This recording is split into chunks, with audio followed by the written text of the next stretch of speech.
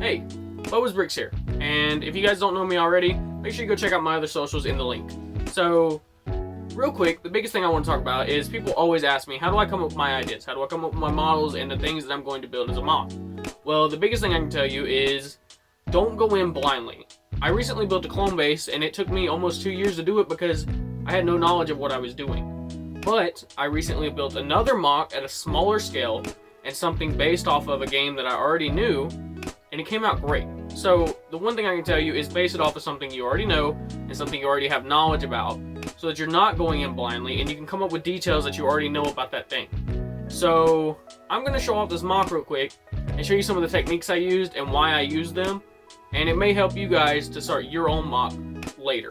So see you guys later. Peace out. Take it easy. So this is my mock based off the video game Fallout.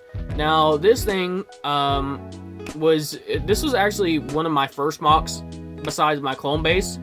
I don't usually do things like this, so for this to have come out as well as it did, I'm forever grateful. But if you've ever heard of Fallout, or if you've never played it or anything like that, basically the world launched nukes at each other, whole place became a wasteland, and Vault Tech built vaults all around the world for people to stay in, and this is where we get our vault dwellers. The guy in the blue jumpsuit back there is our vault dweller, and one of the biggest things about them that's very noticeable is their blue jumpsuit and their yellow color scheme.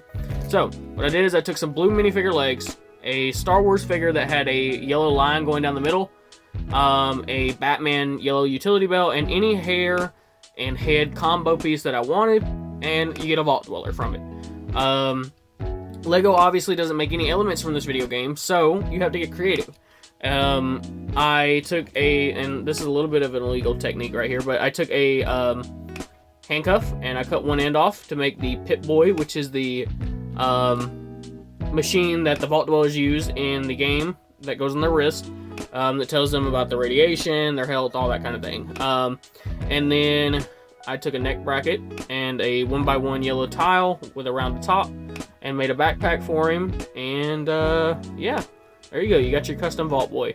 One really noticeable thing from the game is something called power armor. This is a suit that basically will help you throughout the entire game, and I wanted to recreate that because I knew everyone would know what that was. So what I did for the power armor is I took a gray pair of legs, I put a 1x1 stud on either foot to make the feet bigger, I took brackets and put them on the legs, and put these ingots on the side to make them bulkier.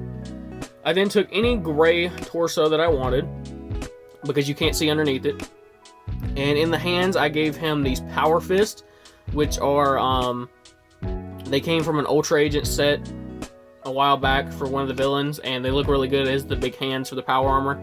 Then I took a CMF figure from the DC line. It was Superman's dad, and I used his armor piece for the big chunky armor on the chest plate. And then I grabbed this little gray helmet and added these glasses to it, and there you go. You got power armor. And this is, like I said, this is really noticeable in this video game. So basically what you want to do is, if you're building something that you already know about, you want something that people are going to recognize. So obviously, if I show this off at a convention or something like that, someone's going to be like, oh, a Vault Dweller. You want to build things that people are immediately going to point out and know what it is. Basically a rough idea of what you're building. So one of the techniques I used here, because people always ask me about this, is how do you get your mocks to look so good? So one of the biggest things that you want to do, and as someone who is recently starting mocks, don't do just a flat solid ground. If you do that, it's not going to look good. It's going to be plain, it's going to be boring, it's not going to look good. So start with a flat base, and then add wedges and slopes on top of it for little bumps and curves in the ground, make it look more natural, and then start adding mixtures of tiles and studs, and what that'll do is it'll create an even more bumpy effect, and so you still have somewhere to place your stuff, but then it doesn't look just all flat and, meh. And then, even add in like plants and stuff. Obviously with a wasteland, you don't have plants, but add in little dead shrubs. And basically you want the whole thing to come to life. So like back here, I've got a burning barrel, and what I did is I took ice cream pieces out of a pick-a-brick cup from a while back, and you can connect the tops of them with the anti-studs on the bottom, and you can bend them in any position you like, and it looks like smoke. And there you go. I mean, there's not much else I can tell you except to just kind of follow your heart on it. Ultimately, it's your MOC. You can do what you want, but don't be afraid to take advice from people either, because the LEGO community is very welcoming. They're not going to judge you. They're not going to say, oh man, that's terrible, you know? But if they give you criticism about it, they're helping. They're trying to ultimately help you and to better your skills as a MOC builder. And ultimately, like I said, it's your MOC. Do what you want with it. But, you know, people are going to try and help you when they can, because they also started out at some point, you know? Not everyone was just a MOC builder overnight. One of the other things I get asked about is the bases of your MOCs. You can do whatever you want. Like, see, I could have just done this, the top layer, and left it at that, but I added a black freeform base around the bottom, and a freeform base is basically just, you do a snot technique, where you do studs on the side, and you add your slopes to the side of it and get this real nice, like, rough effect. And then you have your anti-studs, or your other studs pointing up, and you can add your floor on top of that.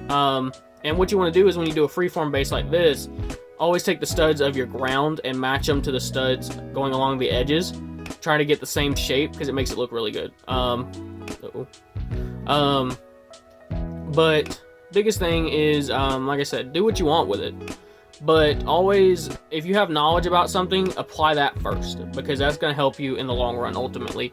So yeah, all I can really say is do what you want with it, but ultimately, try to join the LEGO community a little bit. You know, get into a Discord channel, go hang out with your friends at the LEGO convention, or get into a lug group, or, you know, just start talking to people that build MOCs. You know, if you go to a LEGO show, and you see a really cool MOC that you like, just ask the person that made it, like, oh, how did you do this, or what technique did you use? And ultimately, they're usually gonna help you or tell you how they did it, and it'll help you in the long run, because then you can apply that to one of your builds. As I said before, the LEGO community is very welcoming, and it's just an awesome group of people to be around. So, with that being said, I will see you guys later, and make sure you like, comment, follow, and yeah, take it easy, guys. Peace.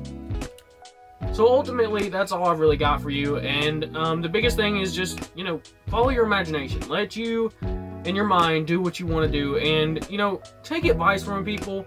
Let them help when they can, but ultimately, you're going to be able to do it yourself, because in the long run, you will get better over time, and with practice. So just right now, just put some bricks together and figure out what you want to do, because trust me, you'll get there. So with all that being said, if you guys got any questions, make sure to leave them down in the comments. Hit that like button for me and hit that subscribe button, and I will see you guys in the next one. Peace out.